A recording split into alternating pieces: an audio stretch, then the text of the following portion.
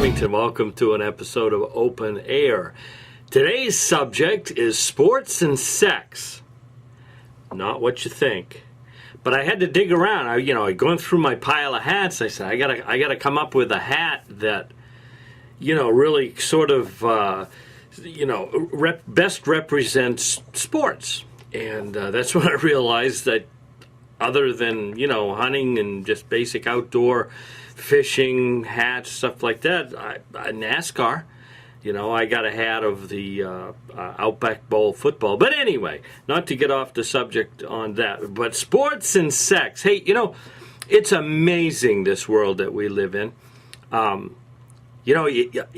enjoy learning. I love to learn. I'm always reading and trying to learn more information, and learning is great. And they say if you don't go through a day and actually learn something or realize that you learned something, you're probably not paying attention. Well, I was paying attention yesterday and I learned something. And that's what I'm going to share with you today. And it has to do with sports and it has to do with sex. But like I said, not what you think. Now picture this. Picture Manchester United meeting the Republic of Ireland in a match, the championship match of football. They call it football. We call it soccer.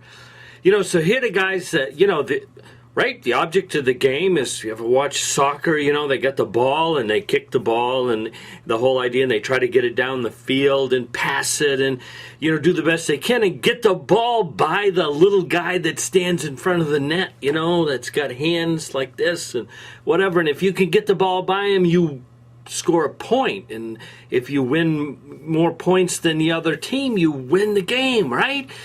Well, wrong.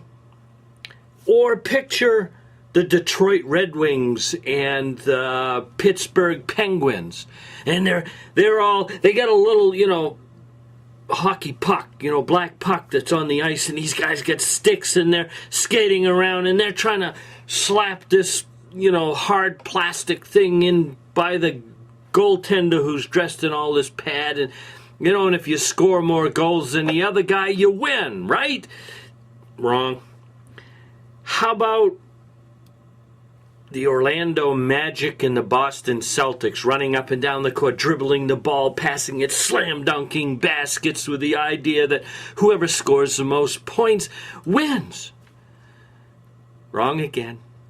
And in less than 2 weeks, the New Orleans Saints are going to play the Indianapolis Colts in South Florida for the American football Super Bowl championship.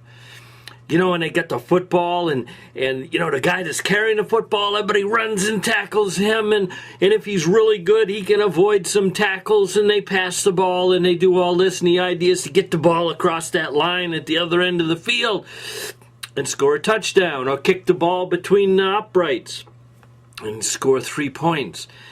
And the team with the most points wins. Wrong. That's not what men play sports for. Did you know that? I didn't, but I learned this last night. Yes. I was coming home last night and had the radio on, and I'm listening to, and I'm not going to say any names here because, well, anyway. So I'm listening to this radio program, and there's a woman shrink on there talking to the radio talk show host, and I got to keep track of my time here. Okay, I'm doing good. So, and she's talking about sports and why men play it. And this is all symbolic of little sperm and eggs.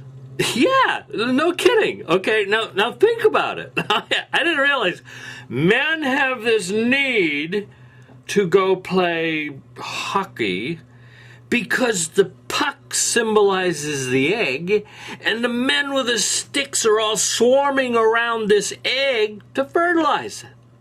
Proves their manhood, I guess.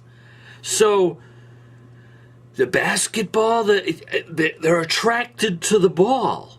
I'm not even going to go with what symbolizes getting it in the net.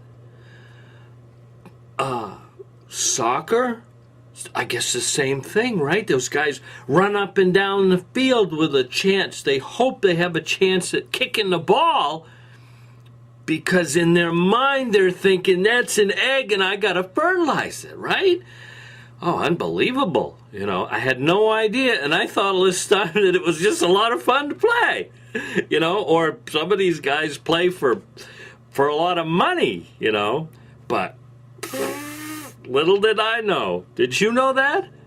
So I got thinking about this for a minute, and I thought, well, if that's the case,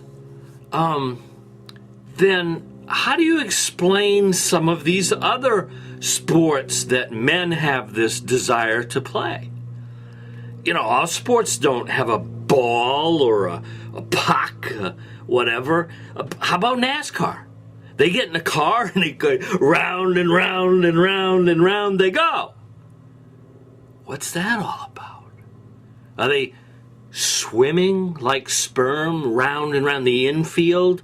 In the pits is the egg? And if they swim round and around enough, will they prove their manhood or something? What about skiing? You go out and, you're by yourself. Well, there's people around you. Or racing. You go through those gates, wham, wham, wham, wham, and they're beating you up. What's that all about? Is that about fighting all the other sperm so that you can be the one that gets to fertilize the egg at the finish line? Maybe. What about swimming itself? Oh, that one's easy, right? Sperm swim. Men swim because they want to be sperm. Oh, life is good. But how about this one? Baseball. Men, they throw a ball and somebody tries to hit it. They tries to hit it a long ways. Is that like symbolic of some kind of anger towards, is the ball the egg? And these men are angry at something their mother did to them, so they want to take that bat and bash the egg. Could be. What do I know? Sports and sex. But here's the question I gotta ask you all.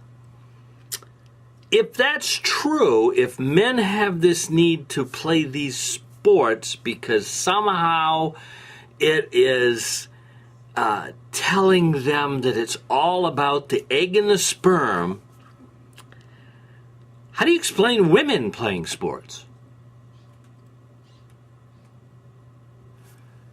Go out and have yourself a nice day. We'll see you next time on Open Air with Tom Remington.